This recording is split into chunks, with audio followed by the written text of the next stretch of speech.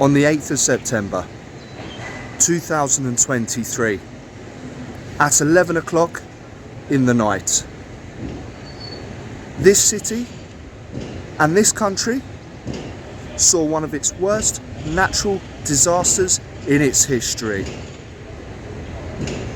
An earthquake measuring 6.7 on the Richter scale tore through this city, causing endless damage, killing 3,000 people and displacing 300,000 people. Ladies and gentlemen, welcome to Marrakesh. Allahu Akbar, Allahu Akbar, Allahu Akbar, Allahu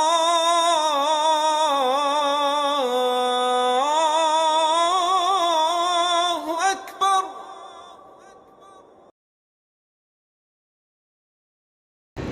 So here we are, guys, we've arrived in Marrakesh airport. It's quite late now, so what we're going to do is we're going to cut to the next day and we'll bring you some of that earthquake content. Good morning everyone. It's the 3rd of October 2023 and what we're looking at here is the Gemma El Fnar Museum. Here's the back of the museum and you can see how quickly the construction is taking place here, the rebuilding process. This is the Bank of Africa, its main branch, in the centre of Marrakesh, and you can see the scaffolding holding up the building as a support, because the majority of the buildings here in Marrakesh are unstable now. We crossed to the Kasbah Mosque, and this was the famous mosque that was completely destroyed. You saw all these photos in the mainstream media, on social media as well. They've covered it now, and now we're gonna head into the Medina. This is the start of the Medina, and this is very interesting. This shows the spirit of the country. There's a shop open above that broken house, if you saw, but let's enter the Medina, and this is where some of the worst damage has taken place. Let's have a look at this. This is a truly shocking sight, and you can see to the left of the camera there is a tour group going through, but wow, look at that. That was someone's home. That was numerous homes. Now the problem was that Medina has a few houses that were built from mud bricks. You know, this Medina is over 1,000 years old and it just could not withstand the force of the earthquake. But let's have a look at that. It's very reminiscent of a scene you would find if you were watching a war documentary, the aftermath of a bombing or a shelling.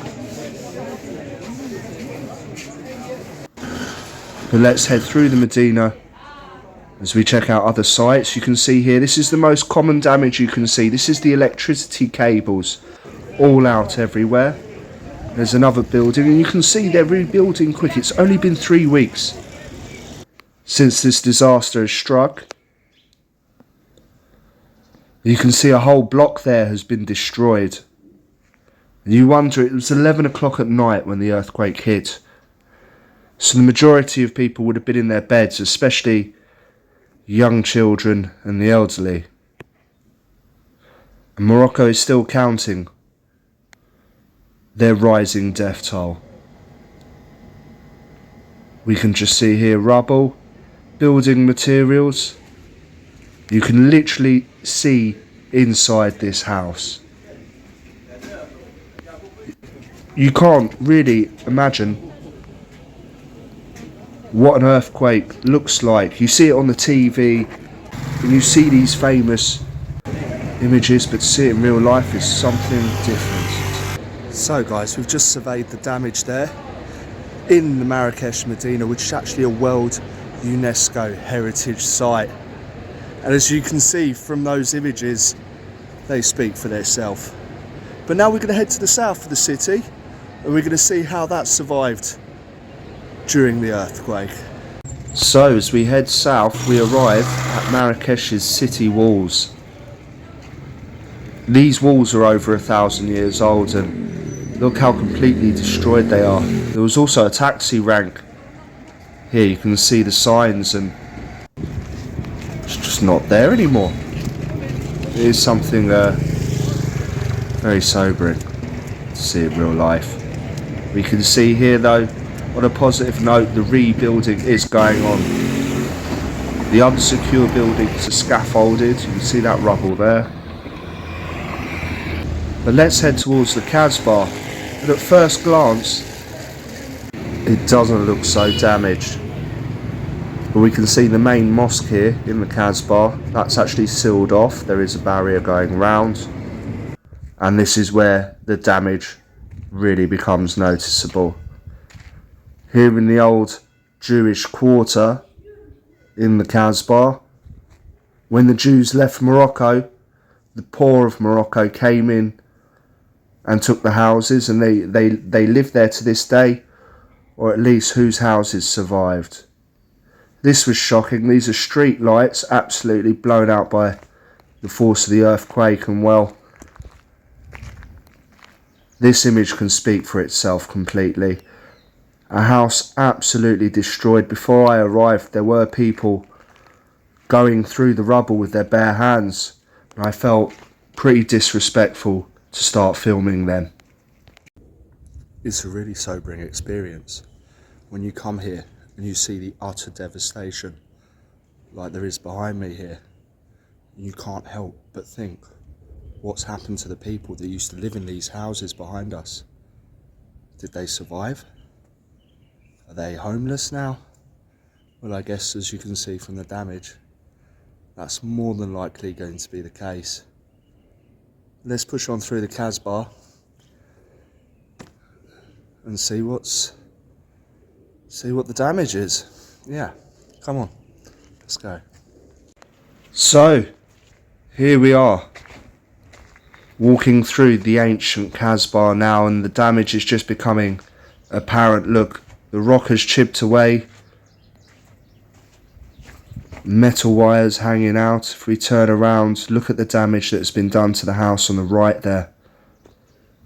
You know, and on the floor here, it's just full of rubble, bricks, and you can see this is the positive note. We've got to try and keep positive in this video, because this is a country determined to rebuild, to get back this city to its former glory, and really can sense the courage of the Moroccans. Now, I really want to change the narrative of this video, because if that was it, it would be a false representation of this city. The message I'm receiving by being here loud and clear is that tourists are welcome. They want the tourists to come back, and you'll probably be doing the country a lot of good economically if you visit here.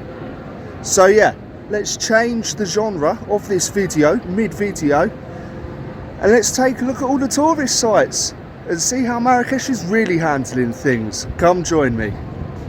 So on a positive note, we're here at the Koutoubia Mosque. Now this is probably Morocco's most famous landmark. This is like the Big Ben of London, the Eiffel Tower of Paris.